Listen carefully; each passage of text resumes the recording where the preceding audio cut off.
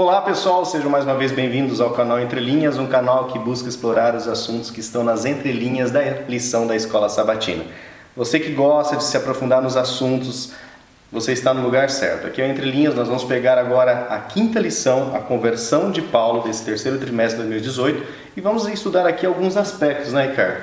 Esse vídeo nós vamos mudar um pouco o formato dele, nós não vamos gravar Entre Linhas dia a dia, ok? Nós quebramos aqui, dividimos a lição em 3 grandes unidades, né, onde vai falar um pouco sobre Paulo, quem era Paulo, o nome de Paulo, as escolas que Paulo frequentava, a família de Paulo. Depois nós vamos falar também sobre a conjuntura política, social que Paulo vivia naquela sociedade.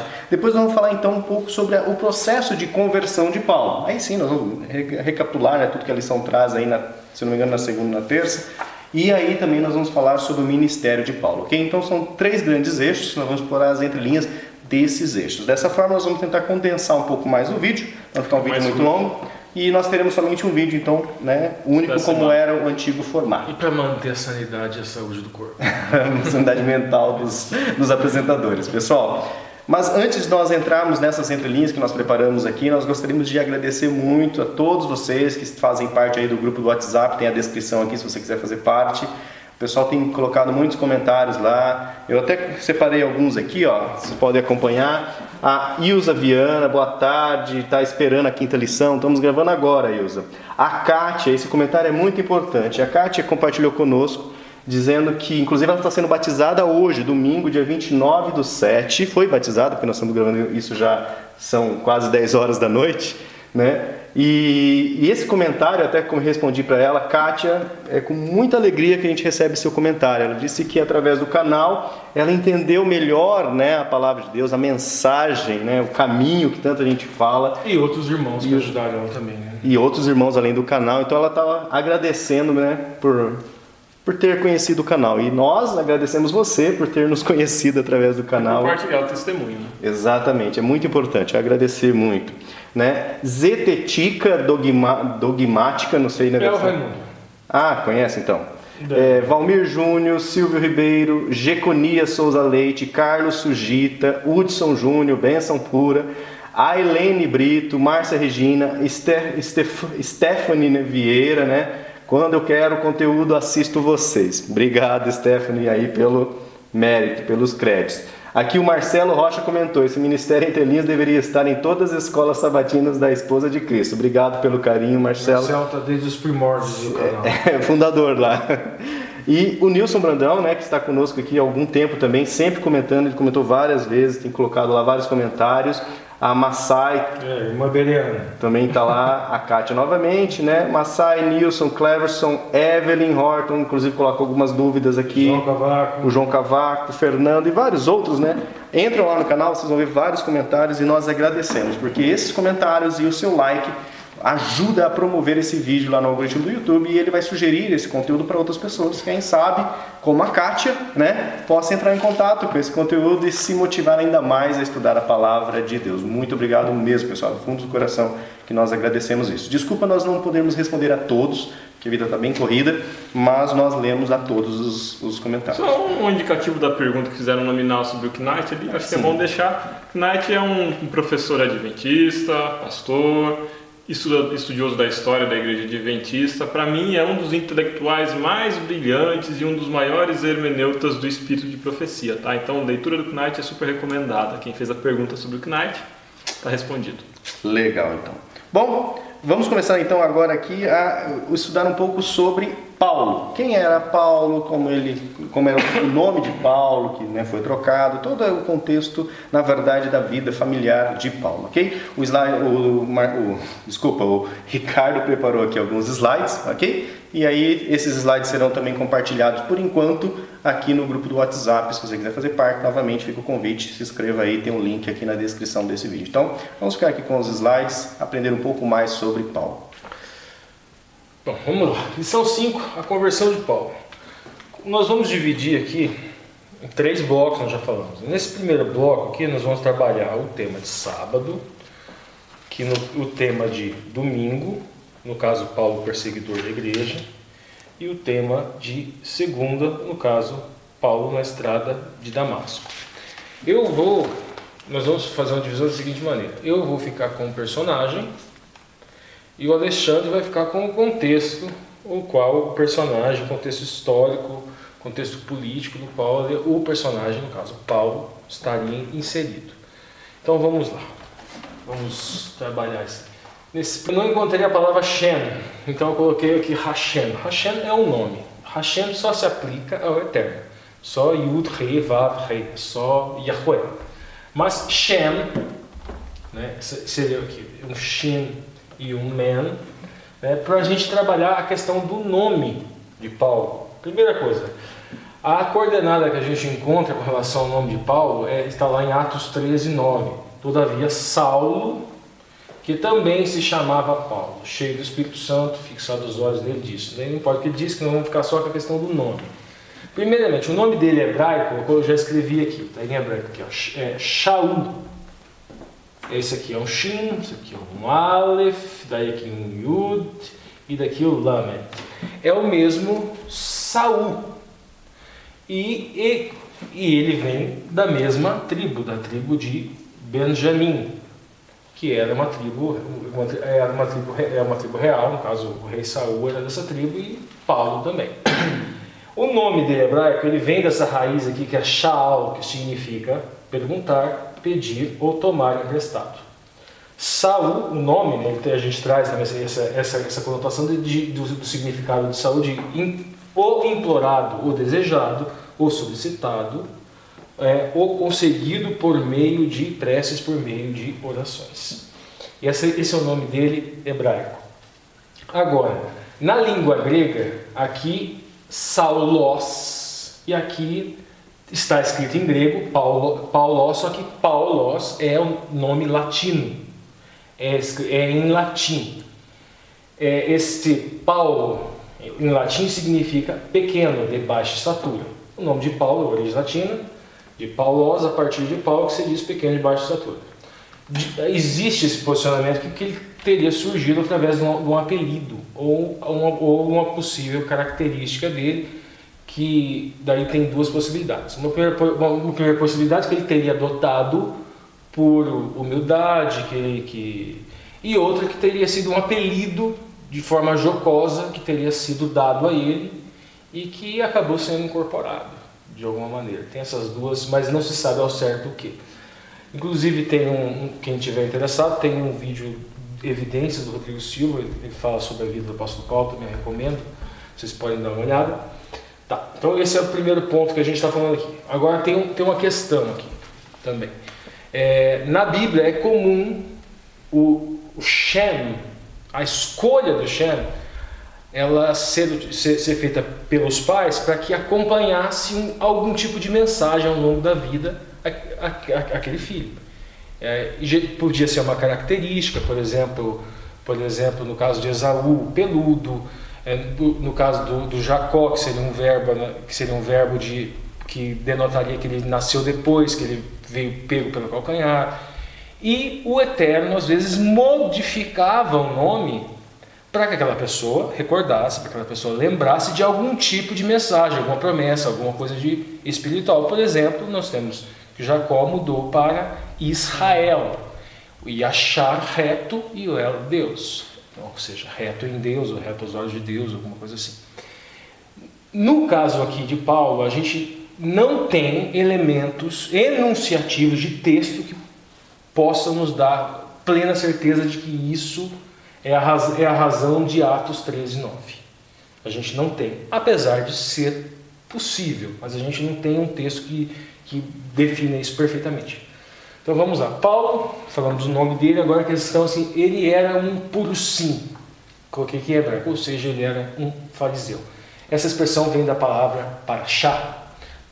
E eu coloquei aqui parashá bereshit, porque é a forma como se estuda a Torá, através de parashá, através de porções, através de pedaços separados que se harmonizam.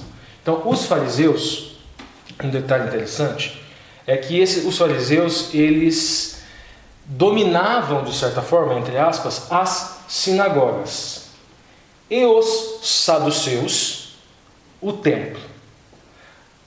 existiam práticas diferentes lá.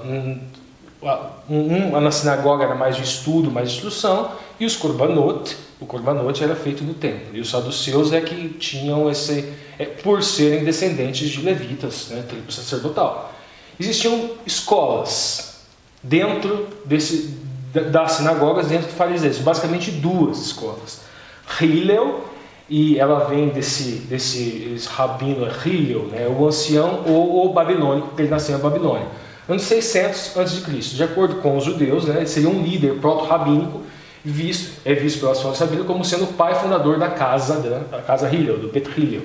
Né. José, ele fala de bisneto de Hillel, Simeão ben Gamaliel. Esse Hillel fundador aqui, ele seria o avô do nosso Gamaliel aqui da história, do livro de Atos, que teria sido mestre de Paulo. Ou seja, Paulo, ele frequentava, o mestre dele era dessa escola. E essa escola era uma escola tida como mais liberal. É uma escola tida como inclusive, eu separei aqui uma fala de Hillel. O que é odioso para ti, não fale para o teu próximo. Esta é toda a lei. O resto é mero comentário. Ou trate o teu próximo, ame o seu próximo como a ti mesmo. Ele, de acordo com as fontes rabínicas, ele era mais amoroso que um outro ancião chamado Shammai, que dava nome a outra escola. Então, coloquei as datas aqui, anos 50 a.C., do ano 30. E essa frase aqui é dele: faça do estudo sua principal ocupação, fale pouco, mas realize muito. A gente já vemos na TV legalista. E receba todo o homem com um semblante amistoso. Semblante amistoso que, segundo essas fontes históricas, ele não tinha. Veja bem, associado na tradição judaica, como tendo temperamento pouco tolerante, faltava-lhe a gentileza e a incansável paciência que tanto distinguia Hillel. Nós vemos aqui muito mais o Shammai, características desse Paulo antes da conversão. Vamos lá, vamos para o próximo slide. Paulo, ele era cidadão romano. Existiam 3 formas de adquirir a cidadania romana: por nascimento, decreto imperial ou pecúnia, ou dinheiro. No caso de Paulo, a gente não pode bater o martelo qual seria essa, mas é mais provável que seria esta daqui: nascimento, mas o nascimento em razão do decreto. Como assim? A hipótese levantada é que quando, por ocasião do primeiro triunvirato, Pompeu ele engajou uma batalha nessa região, justamente onde Paulo morava, na Cilícia, na província romana da Cilícia, contra piratas. E provavelmente antepassados de Paulo teriam recebido por decreto imperial de Pompeu essa cidadania romana. Ele provavelmente seria filho, neto, então teria recebido por nascimento. Vamos lá, próximo slide. Essa é uma possibilidade. Agora aqui a questão da convicção de Paulo. O porquê que esse Paulo, antes da conversão, ele não aceitava o Messias. A questão do apóstolo, a expressão hebraica vai ficar para o próximo bloco. Eu sei que ela está aqui, esse bloco é sábado, domingo, segunda, mas eu vou guardar isso para o próximo bloco. Segunda no segundo. Tá certo. Sábado, domingo, é que segunda fica para você, né? Então vamos lá aqui. Deuteronômio 21, 22, inclusive está na linha da lição aqui, era o ponto que eles mais se incomodavam com relação... Por quê? Lá estava dizendo que quem morre no madeiro, que aquilo é maldição. Vamos dar uma lida aqui. Quando também alguém houver pecado, digno de juízo de morte, e haja de morrer, e o pendurassem no madeiro. Só que um detalhe interessante, quando você dá uma lida no original, salta esse madeiro, etz. E esse etz é a mesma palavra utilizada no Bereshit, no Gênesis, para a árvore do conhecimento do bem e do mal e para a árvore da vida.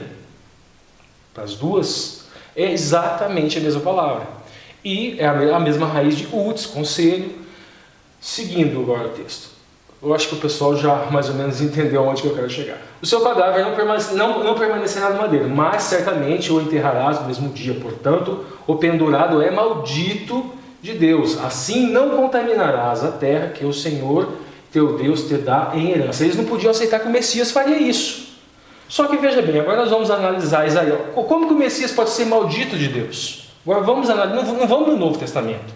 No Novo Testamento tem várias passagens que serviriam para a gente entender isso daqui, porque ele se fez pecado. Mas vamos no velho, vamos ficar no velho, vamos ficar ali nos profetas. Isaías 53, 11 e 12. Veja bem, o trabalho de sua alma ele verá e ficará satisfeito. Com o seu conhecimento, aqui a expressão hebraica é da'at, o meu servo, quem é esse? O justo, o tzadik, justificará muitos, porque as iniquidades deles, esses muitos, levará sobre si. Deuteronômio fala que aquele que comete pecado de morte deve ir sobre madeira, só que agora fala que o justo, o tzadik, levará essas iniquidades sobre si.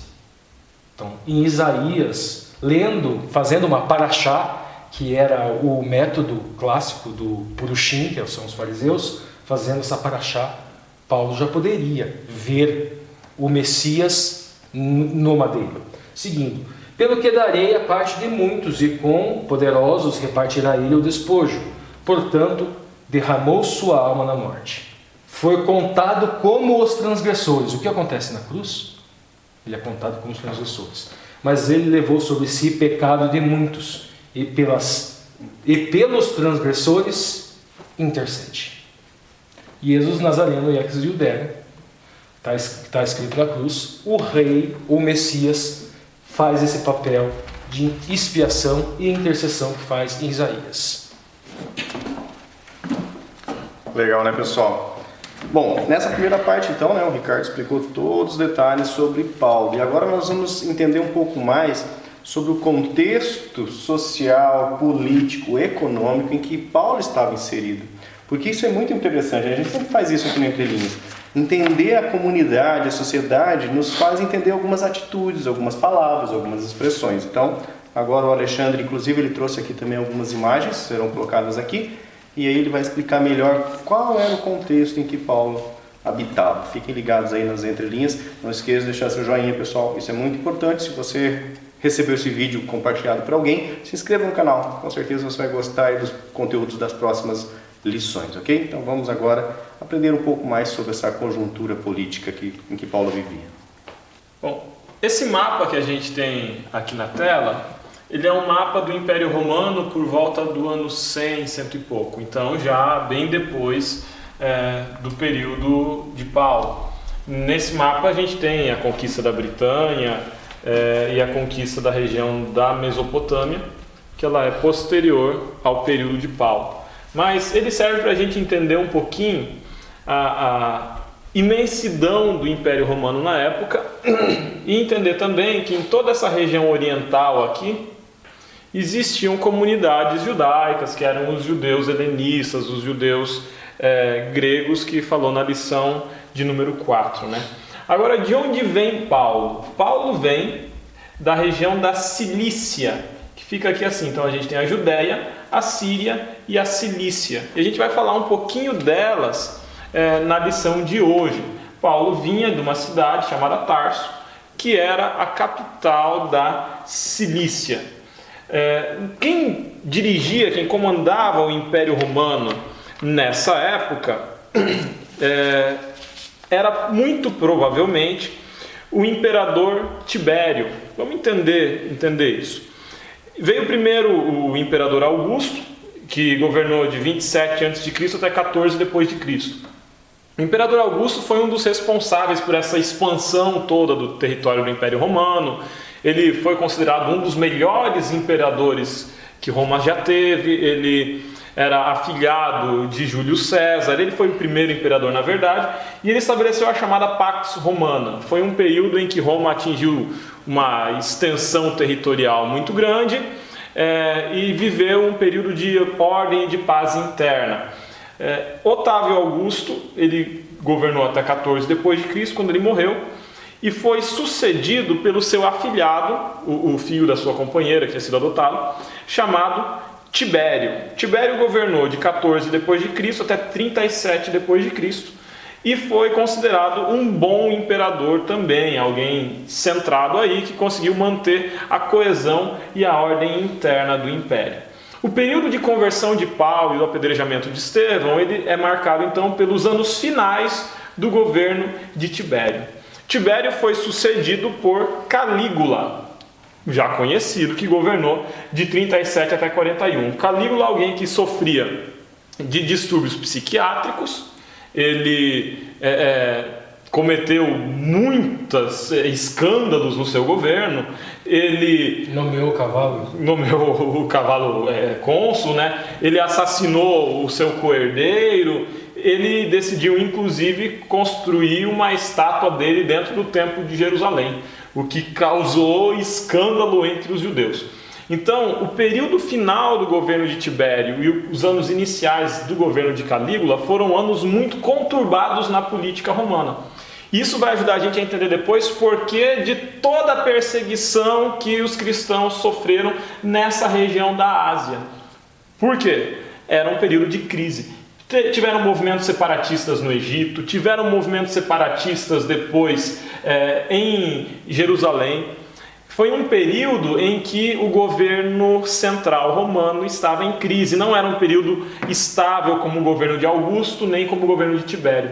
Depois de Calígula, o governo passa, ele morre assassinado, demente, ele morre assassinado pela sua própria guarda, em 41 depois de Cristo. Vem o governo de Cláudio, que era tio de Calígula, tentou manter uma ordem interna, e depois dele vem Nero, que conhecido perseguidor de cristãos também, inclusive aquele que decreta a morte de Paulo. O Calígula ele foi responsável por decretar, junto com Herodes Agripa, a execução de outras figuras importantes dentro do cristianismo nesses anos iniciais. Agora, dentro do Império Romano, a gente está falando da Cilícia, da Síria e da Judéia. No próximo mapa que o Lúcio vai colocar para nós aqui, a gente consegue ver melhor esse cenário. Então, agora a gente tem um zoom dentro das principais províncias da Ásia, né? A gente vê aqui a Arábia, Judéia, Síria, Fenícia e a Cilícia. Esse aqui já é o período da segunda viagem missionária de Paulo, mas ajuda a gente a entender o contexto maior, né? A província da Judéia, a província da Fenícia, Síria e a província da Cilícia. Muito das histórias de Paulo, elas acontecem aqui na Cilícia, na Capadócia, na Galácia, na Psídia, nessa província da Ásia e na Grécia e Macedônia. Então, essa aqui vai ser a região que Paulo vai visitar. A gente vai ver as 3 viagens. As viagens missionárias, a gente vai ver nas próximas lições, né? Então, não vamos entrar na história dessa região. Vamos falar da Cilícia, da Síria, da Fenícia e da Judéia. Quem governava a região de Jerusalém e da Judéia nessa época era a dinastia dos Herodes, ou a Herodiana. De onde vem ela? De Herodes o Grande, rei da Judéia, que governou de 37 a 4 a.C., mais ou menos.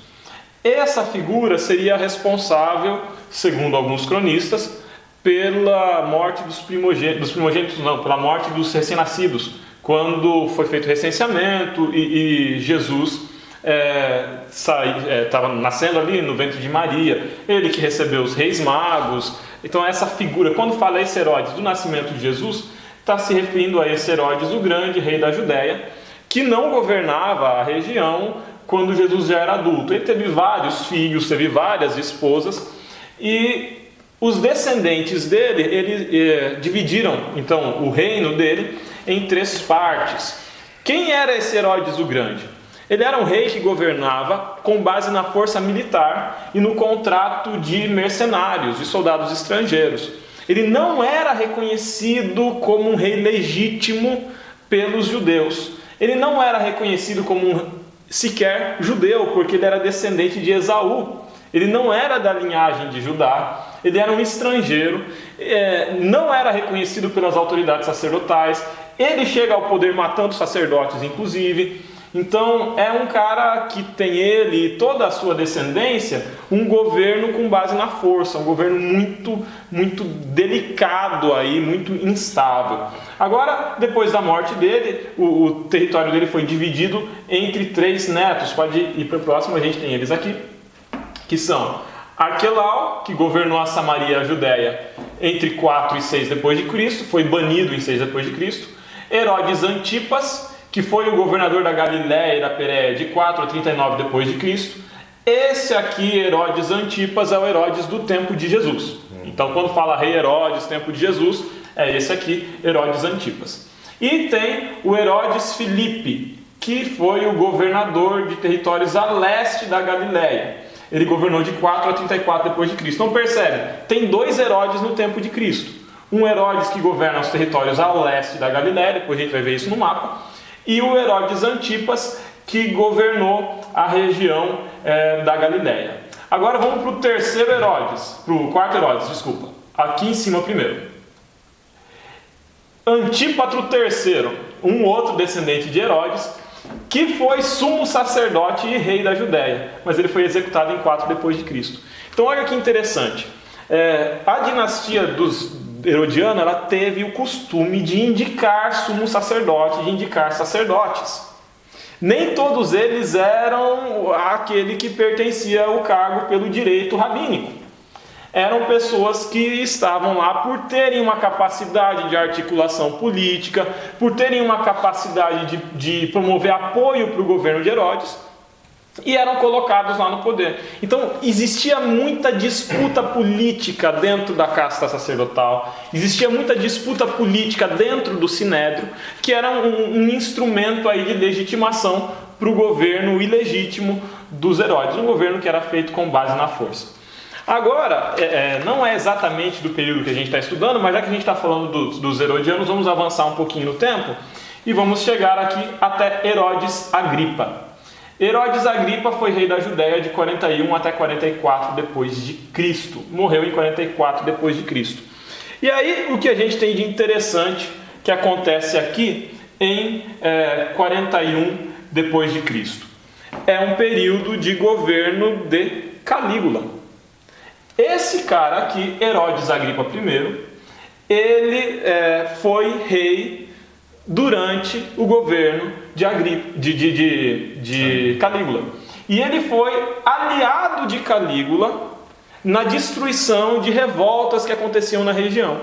E foi responsável por mandar executar alguns dos cristãos do período. Mas ele também foi aquele Herodes que julgou Paulo e que conversou com Paulo depois e disse: olha, você não tem culpa, não vejo você culpa nenhuma. Por mim você seria solto, mas como você recorreu a César, você vai ser enviado para César. Então quem fez isso foi esse Herodes Agripa. Então a gente vê uma grande dinastia de Herodes, tem um monte de Herodes, tem um Herodes o Grande que dá início à dinastia, depois tem 3 Herodes que governam. Esse Herodes o Grande governa no nascimento de Jesus, depois tem 3 Herodes, um deles governa a Galileia no tempo de Cristo, no tempo de Cristo adulto, está no julgamento de Cristo, e por fim o Herodes Agripa que governa durante o governo de Calígula, um período que teve revoltas no Oriente e que foi marcado por muita paranoia. No tempo da prisão do apóstolo Paulo. No tempo da prisão do apóstolo Paulo, então a gente tem aqui o rei Herodes Agripa. Avançando agora para a próxima imagem, a gente vai ver um mapa que apresenta as divisões dos territórios.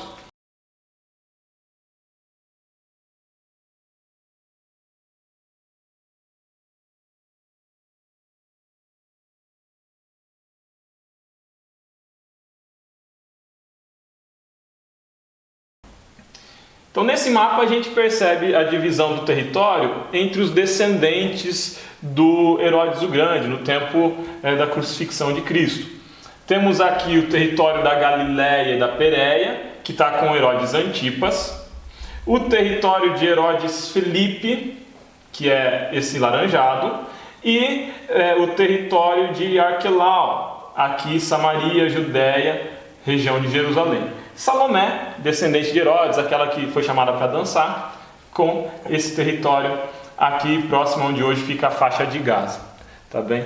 O que a gente percebe então de síntese do cenário na província da Judéia, na região da Judéia? O que tem disso tudo de importante para a gente entender o período de Paulo aí? É um período de poder ocupado por sacerdotes. Depois da morte de Herodes o Grande, os outros Herodes eram governos mais fracos e governos que dependiam muito da legitimação da casta sacerdotal. Então os sacerdotes ganham destaque, ganham força, se intrometem na política o tempo inteiro e servem ao mesmo tempo de sustentação para o poder do rei.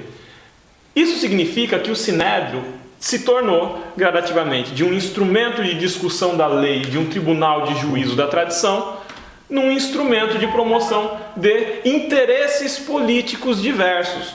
O Sinédrio se tornou um instrumento, uma ferramenta política de uma dinastia decadente, que era essa dinastia herodiana. Portanto, era um sacerdócio extremamente suspeito. Para a gente acrescentar alguns pontos também. Sinédrio, apóstolo Paulo, provavelmente com uma dose muito grande, casado, fala-se pouco sobre a mulher dele, porque provavelmente viúvo, porque para ser membro do Sinédrio teria que ser casado. Esse Sinédrio, ele era de maioria de saduceus, ou seja, sacerdotes, descendentes de Levi. Os fariseus eram minoria, mas os fariseus também tinham força dentro desse Sinédrio. O fariseu, no caso Paulo, quando ia para as escolas, ele aprendia uma segunda profissão. Essa segunda profissão que o apóstolo Paulo aprendeu foi construtor de tendas, que depois de sua conversão acabou sendo o seu ganha-pão também. Ele não vivia exclusivamente de donativos, de fundo assistencial, não. Ele trabalhava. Tenho trabalhado todos os dias e todos os sábados ele ia à sinagoga.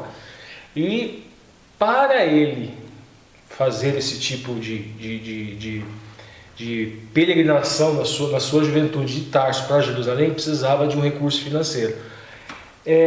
Reilio, consta que Reilio, que seria no caso o avô de Gamaliel, que foi o mestre dele, da casa Reilio, que era uma casa mais liberal, ele era um homem simples, um homem pobre, e ele teria, em um determinado momento histórico, muito antes do apóstolo Paulo, parado de cobrar altas taxas para esse estudo. Mas não se sabe ao certo por quanto tempo isso se prolongou. Isso no tempo do apóstolo Paulo já estava assim. Mas independente de qualquer coisa, a viagem tinha um custo alto, você ficar lá. Então, de qualquer maneira, Paulo era de uma família abastada. Era de uma família abastada e provavelmente ele de uma família de militares em função da cidadania romana dele. Beleza. Seguindo agora, pessoal, o Lúcio estava voltando, ele achou que ia voltar. Tem mais um pouquinho. Seguindo agora, então, período marcado por um poder duplo também. De um lado, o poder do Império Romano, do outro lado, o poder dessas elites locais. É preciso entender isso. Roma, ela não dominava diretamente todos os territórios. Ela permitia que reis locais governassem as questões regionais, enquanto as questões maiores eram cuidadas aí por representantes romanos. É o caso da própria província da Cilícia. Tinha um cônsul romano, um militar romano que comandava lá, um senador também, que comandava a região da Cilícia. E tinha também aqui na Judéia um governador romano. Então, tem um governador romano que cuida dos interesses romanos, que recebe impostos devidos a Roma, remete impostos a César, e tem um rei local. Vamos falar agora rapidamente das duas outras províncias. O Lúcio vai voltar ao mapa, vai colocar aquele mapa onde a gente vê a região das províncias da Ásia, e a gente vai falar da Cilícia e da Síria. A Cilícia, então, é o território de origem de Paulo, onde a capital era Tarso. É uma região onde existiam 3 reis vassalos de Roma. É uma região de média importância dentro do Império Romano, não era o centro de desenvolvimento do Império Romano, mas era uma região que tinha aí a sua importância, principalmente pela manutenção do comércio. Então, nesse mapa a gente percebe a Cilícia, e a grande importância da Cilícia, então, era no domínio da região e na proteção das rotas marítimas, que faziam comércio de cabotagem aqui em todo esse litoral do mar Mediterrâneo. Um reforço para aquela teoria dos piratas. Sim, sim. Então, os piratas aqui da Cilícia, eles afetavam o comércio de cabotagem aqui, e para proteger esse comércio costeiro, era preciso manter uma segurança romana ali o tempo inteiro. Ela também era a porta de entrada para a Capadócia e chegaria então a outros reinos poderosos aqui do interior que poderiam fazer frente ao Império Romano na região e por isso tinha uma base militar presente ali na Cilícia o tempo inteiro. A Judéia está aqui, governada pela dinastia dos Herodes, mas ao norte da Judéia, a Fenícia e a Síria, que disputavam influência política com Herodes. Então, quando Paulo ele sai de Tarso e ele vem para Jerusalém, ele está saindo da Cilícia, que era uma província romana não judaizada, mas tinha uma certa presença de judeus espalhados aqui por tudo, e está indo para a Judéia, uma região de grande presença de judeus. Depois ele sai da Judéia e passa pela Fenícia e ele está indo na Síria em direção a Damasco, que ficava aqui na Síria, que era uma província importante, não era Antioquia, a capital da Síria, mas era uma província importante da Síria. Um outro detalhe, a lição, uma cidade importante da Síria, desculpa. Outro detalhe, a lição fala também que o apóstolo Paulo era um judeu helenista. Falamos na semana passada que seriam judeus helenistas, que teriam três possibilidades. Seriam judeus que utilizavam a fala grega no seu dia a dia, ou seriam judeus que utilizavam a fala grega na liturgia, ou seriam helenizados. Esse estudo do apóstolo Paulo, entendo eu, que reforma a primeira possibilidade. Porque analisando o texto bíblico, o apóstolo Paulo fala que falar em línguas eu falo mais do que todos vocês. Ele estava falando de línguas de pessoas. Ele não só era fluente na língua dos hebreus, como ele escrevia, né? Paulo era um escriba. E o detalhe é que acho pouco provável que o apóstolo Paulo, tendo tido essa escola, essa educação rabínica, utilizasse a língua grega na liturgia, no culto religioso. Não faz sentido. Então, muito provavelmente, esse estudo do apóstolo Paulo reforça aquele primeiro posicionamento, que o judeu helenista seria o judeu que utilizava a língua grega no seu dia a dia. Era um falante de grego, por quê? Mas estava na cidade de Tarso, era uma cidade onde todo mundo falava grego, então você ia na padaria, falando grego, não faria sentido falar outro idioma. A Síria, para fechar então, aonde fica o destino de Paulo no momento da conversão, era uma província importante também, principalmente enquanto uma base militar para a projeção de poder romano dos exércitos romanos depois na conquista da Mesopotâmia, tá? E no enfrentamento de reis da Armênia. Então a Síria era um ponto militar importante. Isso serve para a gente entender um pouquinho que essas províncias estão dentro de um contexto maior, que é o Império Romano, e que aqui na Judéia existia uma família muito influente para os judeus, que era a família da tradição de Herodes, os descendentes de Herodes, mas que dentro do Império Romano eles eram pouca coisa, quase nada. Significa que quando o imperador romano manda vir Paulo, manda Paulo ir para lá, ou manda perseguir cristão, esse imperador romano ele não estava com o cristianismo no centro das suas atenções. E quando a gente vai estudar o cristianismo no primeiro século, dá a impressão que a grande questão do Império Romano, o que tirava o sono de Calígula e Nero era como vou matar cristão. E não é. Na maior parte do tempo eles nem entendiam direito o que eram esses cristãos, eles nem entendiam direito, pensavam e viam sempre como uma seita judaica que estava aí com um monte de sedição na província da Judéia que eles queriam pacificar. Era judeu fazendo bagunça. Beleza? Bom, pessoal, então esses foram os assuntos, né, de sábado e de domingo, nessa mais de meia hora. Agora a gente precisa dar uma acelerada, já que a gente quer fazer um vídeo um pouco mais curto. Mas agora nós vamos entrar aqui na segunda parte que nós dividimos a lição, né, na parte de segunda e terça, onde vai tratar sobre a conversão de Paulo. E é interessante na fala do Alexandre, que ele vai trazer, né, que Cristo, na verdade, se torna um elo de ligação, né, um elo que liga Paulo a Ananias, liga Ananias a Cristo e Cristo a Paulo, ou seja, você vai ver que todo um elo de ligação. Então nós vamos aprender agora um pouco mais sobre esse processo de conversão de Paulo, analisando, né, o processo em si e também o papel de Ananias, né, o que ele teve aí, ok? Lição de segunda e de terça. Beleza? Então, vamos lá? A história do encontro de Paulo com Cristo está narrada no livro de Atos, capítulo 9. E eu quero seguir nessa nossa entrelinha aqui, tentando produzir ou centrado na ideia de Cristo enquanto aquele que promove encontros e promove pontes. Aquele que liga coisas que parecem irreconciliáveis. A gente olha a diversidade que tem dentro da igreja e a gente vê inimigo fazendo amizade quando tem o coração transformado por Cristo. A gente vê corintianos e palmeirenses se abraçando na fé em Cristo Jesus. E entendam como corintianos e palmeirenses toda a diversidade dos que a torcedores, gente tem dentro da igreja. Essa rivalidade dos torcedores. Sim, de espectro político, de gostos musicais, de interpretações religiosas até, em coisas que são periféricas. Então a gente entende que Cristo é aquele que promove pontes entre os homens.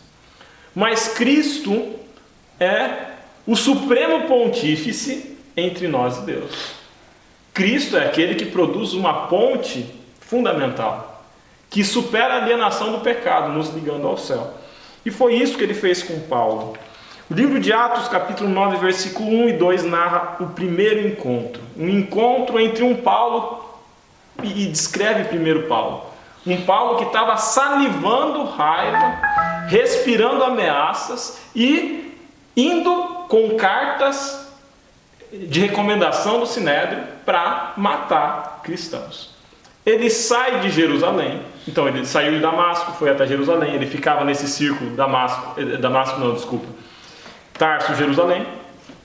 A sede dele era em Tarso, mas ele estava muito em Jerusalém, e ele sai de Jerusalém depois do apedrejamento de Estevão e se dirige a Damasco. Já existiam cristãos em Damasco. E a missão de Paulo era matá-los, executá-los. No caminho de Damasco, Atos 9, 5 a 6. O Lúcio vai ler o que aconteceu. Diz assim: ele perguntou: quem és tu, Senhor? E a resposta foi: eu sou Jesus a quem tu persegues. Mas levanta-te e entre na cidade, onde te dirão o que te convém fazer. Então o Paulo sabia muito bem o que ele ia fazer. Ele não tinha dúvidas do que ele estava fazendo. Ele tinha um destino, ele tinha uma missão, ele conhecia qual era a missão. Ele escuta uma voz, ele vê uma luz, ele tem um encontro com aquele que ele perseguia, e ele fica cego. Os outros escutam um som e não entendem, veem um clarão, mas não enxergam o que há naquele clarão, a diferença também. E o Paulo pergunta: quem é você? E Jesus responde: eu sou o Cristo a quem tu persegue. Existiu um primeiro encontro aí. Esse primeiro encontro foi Cristo e Paulo. E é interessante quando a gente olha os encontros na Bíblia, porque quem busca sempre é Deus. Quem busca Adão no Éden quando Adão peca é Deus. Quem busca Jacó no Val de Jaboque é Deus.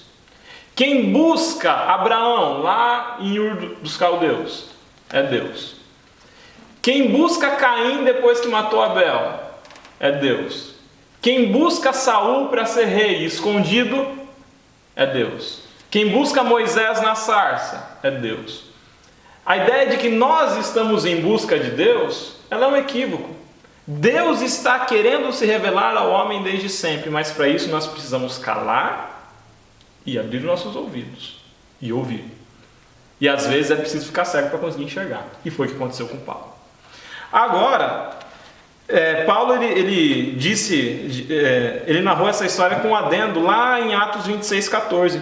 Lá em Atos 26,14 diz assim, um ditado da época: dura coisa é recalcitrares contra aguilhões. Tem um sentido cultural aí. O Ricardo ele vai entrar nesse assunto dos aguilhões depois. O que significa esse dura coisa é recalcitrares contra aguilhões. Mas agora tem um segundo encontro. E é um segundo encontro que acontece com alguém que já tinha se encontrado com Cristo.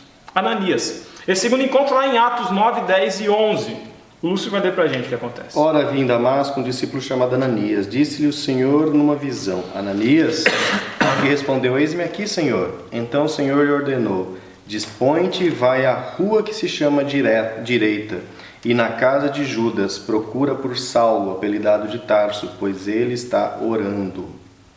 Ele está orando. Então, tinha um cristão chamado Ananias, que já morava em Damasco, e que recebeu uma visão, e que Deus falou para ele: vai lá e encontra. Deu a rua, deu tudo. Está aqui o endereço, vai lá, está aí sua missão. O Espírito Santo falou para ele. Ananias já conhecia Deus, já convivia com Deus, já conhecia a mensagem, já conhecia o Messias, conhecia a voz de Deus. E olha como Ananias responde a esse pedido, 9, 13 a 15. Ananias, porém, respondeu: Senhor, de muitos tenho ouvido a respeito deste homem, quantos males tem feito aos teus santos em Jerusalém.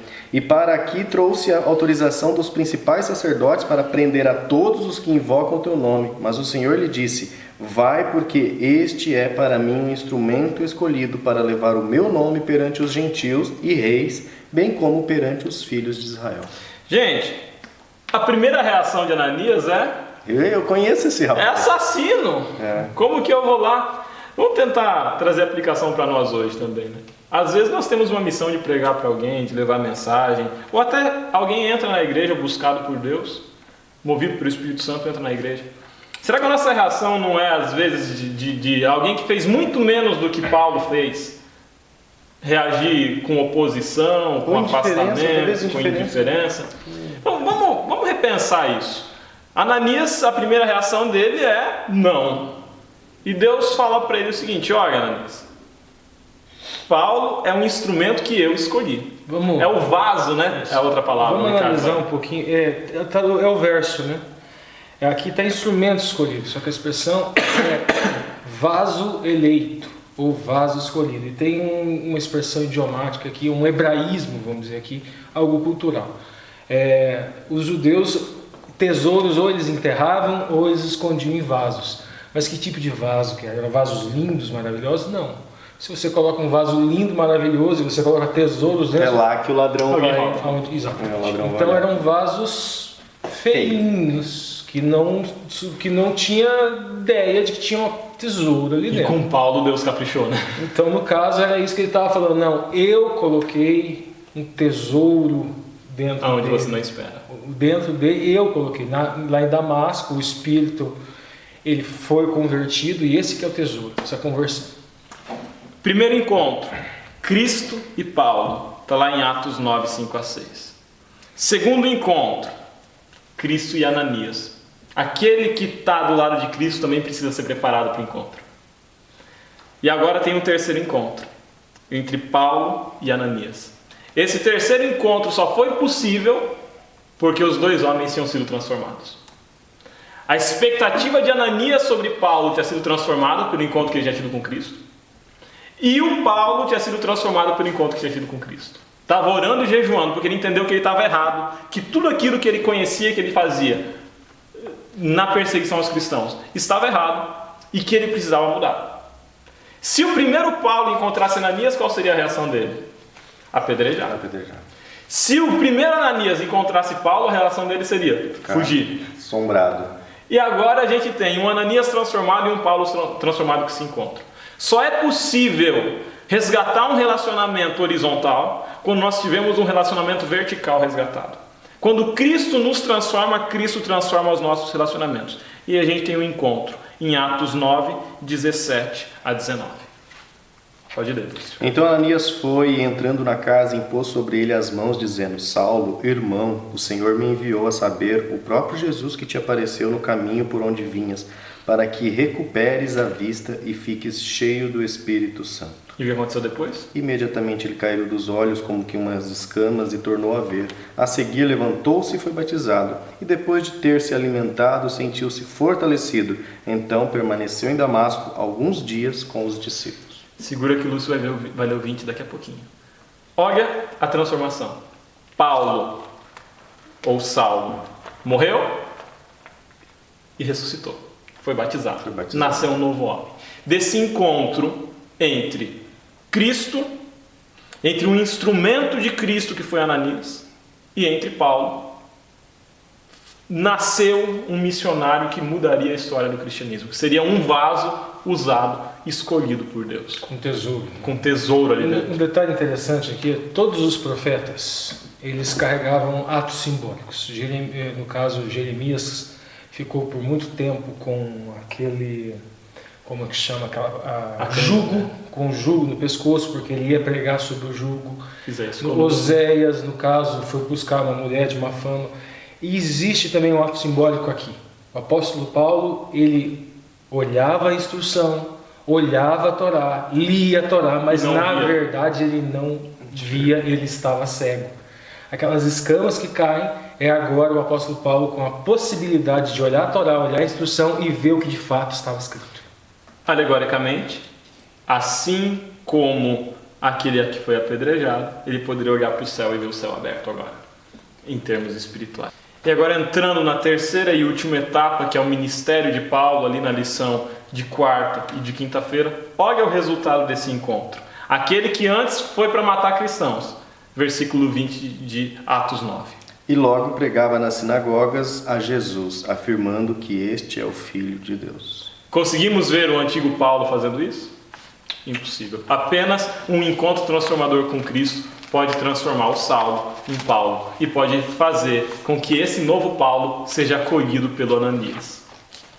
Legal, né, pessoal? Vale o joinha? Deixa então seu joinha, é muito importante, isso ajuda bastante a promover o vídeo aí no YouTube e ele ser recomendado a outras pessoas. Dessa forma estaremos então pregando o Evangelho através do YouTube, beleza, pessoal? Participe, comente, se você tem alguma experiência, algo a comentar sobre as duas falas aqui já expostas, comente aí embaixo, muito importante também o comentário também para a gente ter esse relacionamento no canal. Vamos então agora para a última parte da lição, né, Ricardo? Agora é a terceira parte que vai tratar aqui dos assuntos de quarta e de quinta, que vai falar sobre o ministério de Paulo. Aqui nós vamos pegar mais algumas coisinhas bastante importantes, eu só vou marcar a primeira, né?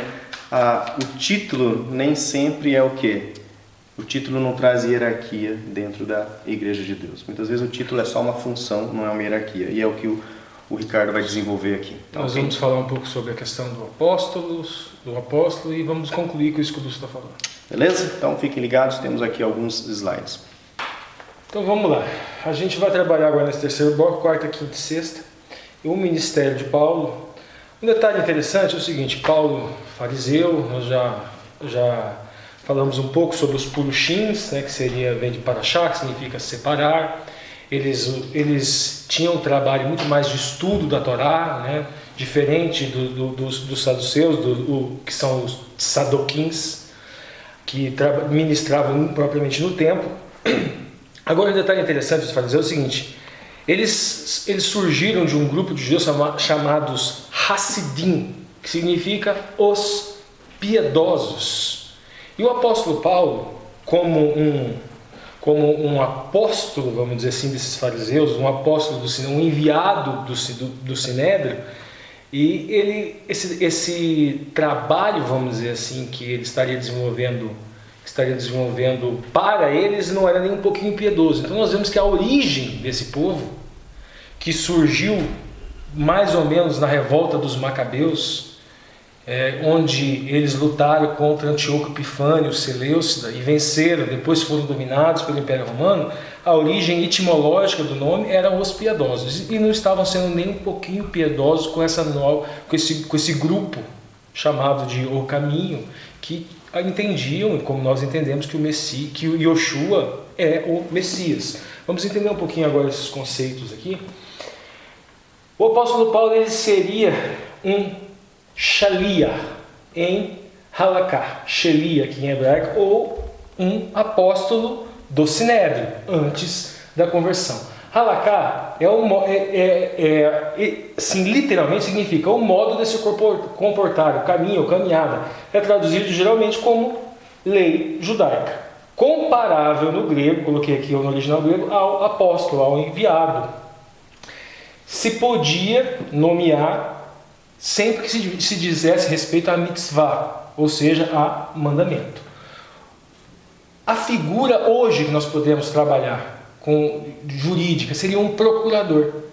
Alguém que você dava direito, por isso que o apóstolo Paulo fala que pegou cartas do Sinédrio. Essas cartas elas serviriam mais ou menos como se fosse uma procuração, dando direito para aquela pessoa fazer algum tipo de atividade que o Sinédrio, no caso, teria poder para isso. Então, veja bem, o primeiro Shalia mencionado na Torá escrita é considerado como sendo Eliezer, que foi enviado por Abraão para encontrar uma esposa para Isaac.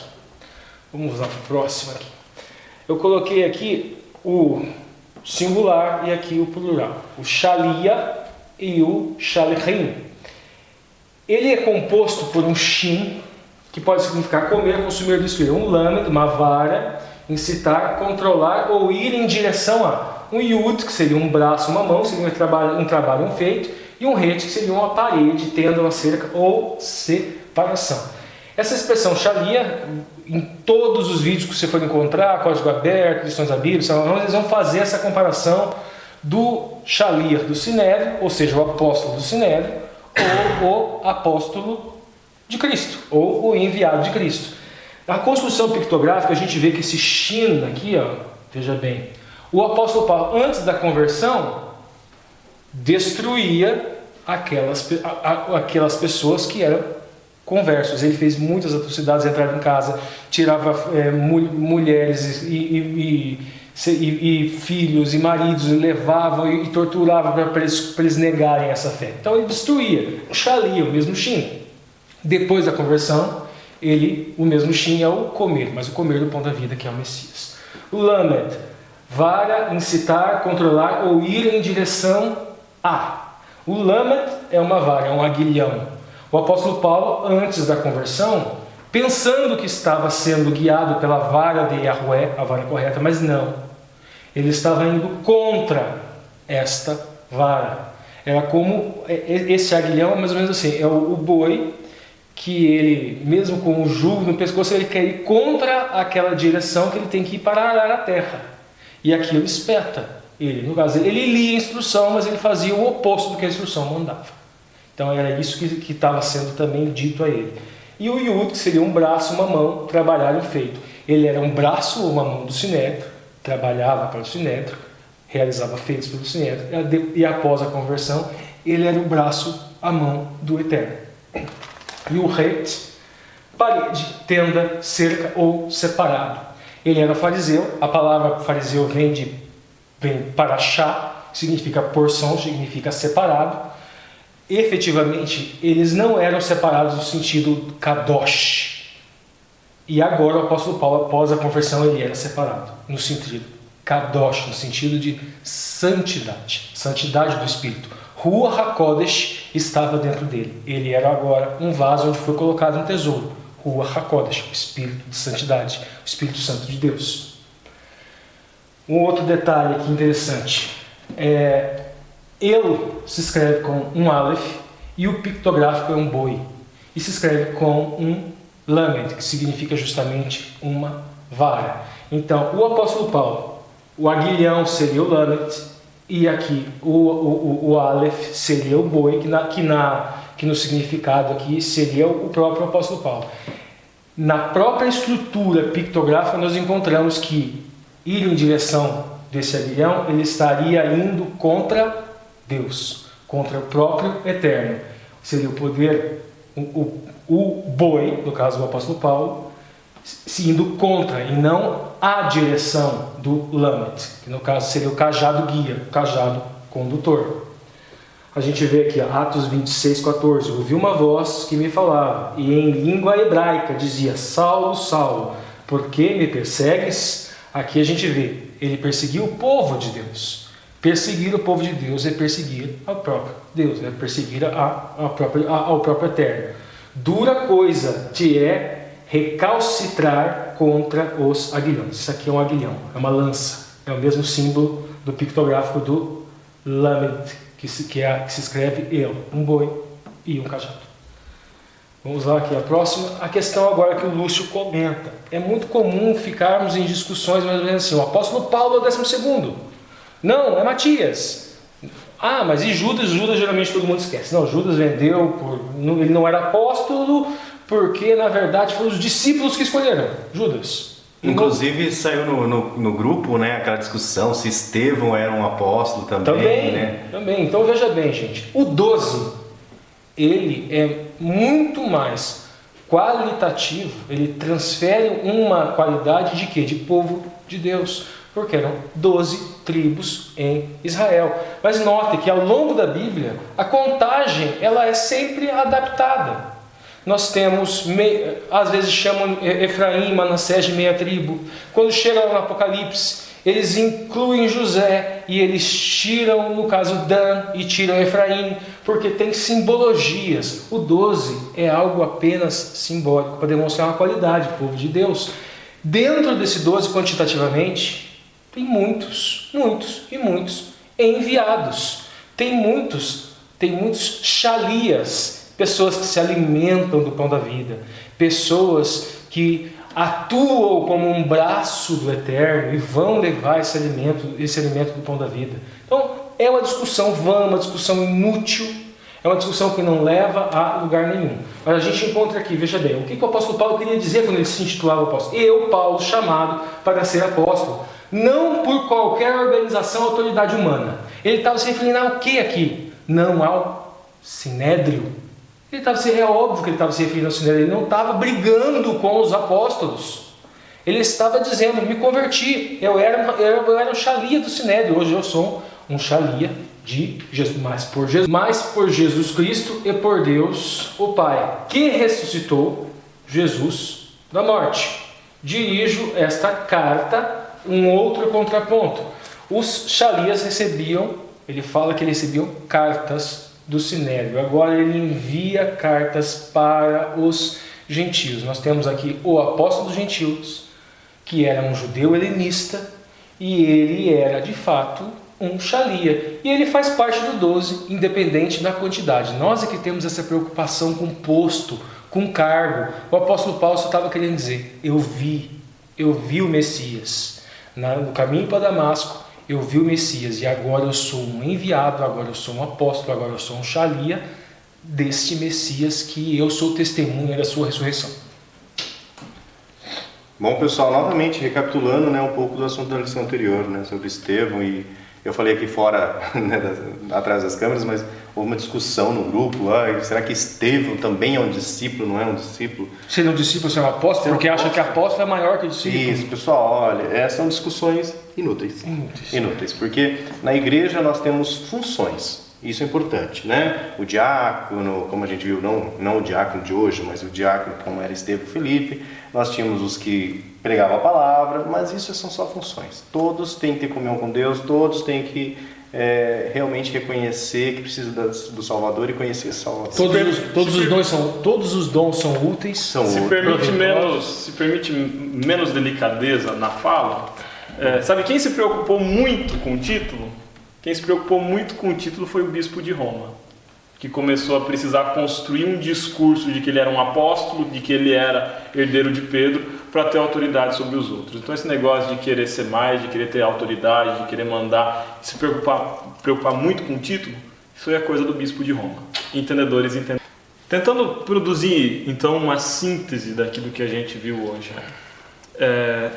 Em primeiro lugar, a mudança de pessoas. A gente viu o cenário, a gente compôs o cenário, a gente compôs o cenário político, entender esse cenário político, essa disputa entre fariseus e saduceus, os saduceus que eram aliados muito de Herodes, que isso tudo é importante, ajuda a gente a entender o cenário. Agora, qual é o centro da mensagem? Nós temos pessoas sendo transformadas pelo encontro com Cristo. Inclusive Ananias, que teoricamente já era cristão, era batizado. É para perceber como a transformação e o processo de santificação, ele é um processo contínuo. De uma vida. Ananias ouviu a voz de Deus, ele ouviu a voz de Cristo. Ananias era apóstolo agora também? Olha, não é importante. O que a gente tem aqui são corações sendo transformados. Saulo, um assassino, um matador de cristãos, um perseguidor de cristãos, um defensor do estabelecimento político-religioso, sincero, mas sim, um defensor do estabelecimento político-religioso corrupto judaico, centrado no templo de Jerusalém. Um templo que alguns anos depois cogitariam colocar a estátua de Calígula lá dentro. Então, Saulo saiu disso para se tornar perseguido, para acolher a mensagem do Messias e para pregar para multidões, para converter multidões. Ananias rompeu com todo preconceito, com todo medo, colocou a própria vida em risco ao lidar com o perseguidor e acolheu o novo converso. E agora a gente vê depois Paulo indo até Jerusalém, testemunhando, deixando de ser o enviado do Sinédrio. E teremos várias lições agora, né? A próxima lição, o ministério de Paulo, as viagens de Paulo. Então vai ter muita coisa pela frente. A gente começa a ver agora um Paulo que é não mais enviado dos homens, mas enviado de Cristo. Que pega todo aquele futuro de poder dentro do Sinédrio que ele poderia ter, toda aquela influência política, coloca na lata de lixo e fala assim: agora eu vou ser aquilo que o meu Salvador quiser que eu seja. E as maravilhas que Deus pôde fazer com o tesouro que tinha colocado dentro de Paulo. O Espírito Santo estava presente dentro de Paulo. E Paulo pôde ser muito útil. E toda a competência, toda a inteligência, todo o conhecimento filosófico, até a cidadania dele, tudo aquilo que Deus deu para Paulo ao longo do seu processo de fazer-se pessoa, tudo isso passou a ser aplicado na pregação do Evangelho. Paulo foi a ferramenta certa no lugar certo usada por Deus. E aí nós olhamos para nós hoje, para encerrar nossa aplicação. Nós precisamos do nosso encontro com Deus para sermos transformados. Nós precisamos nos reconhecer como enviados por Deus. Nós precisamos que o encontro com Deus transforme o nosso relacionamento com o nosso próximo. E por fim, nós precisamos ser enviados por Deus e cumprir a grande comissão, que é a tarefa que Cristo nos legou. Cada um descubra qual é a sua função nesse corpo, né, tão grande que é o corpo de Cristo. E sinta-se muito feliz, muito realizado em estar desempenhando essa função. Né? O Entre Linhas é uma parte dessa função. Nós temos outras funções, outras atuações, mas a gente se sente muito feliz em estar aqui, né? Tentando compartilhar um pouco, tentando despertar esse interesse de vocês no estudo mais aprofundado aqui da lição da Escola Sabatina. Esse ministério tem transformado a nossa vida, tem transformado a vida da Kátia, de outros que estão aí testemunhando também, e muitos que estão falando: nossa, que legal, estou estudando a Palavra de Deus. Isso é muito bom, pessoal, que todo esse corpo de Cristo, que nós nos unamos, né, para que essa mensagem realmente seja muito interessante a todos que estudam ela e que sejam transformados como nós temos que ser transformados a cada dia com esse encontro que nós temos com Cristo. Então fica o nosso abraço, pessoal. Não se esqueça, não abandone esse vídeo antes de virar seu celular, deixar seu joinha, ir na sua Smart TV, vai lá, mais opções, gostei ou não gostei. Se você não gostou também, não vamos induzir a pessoa, né?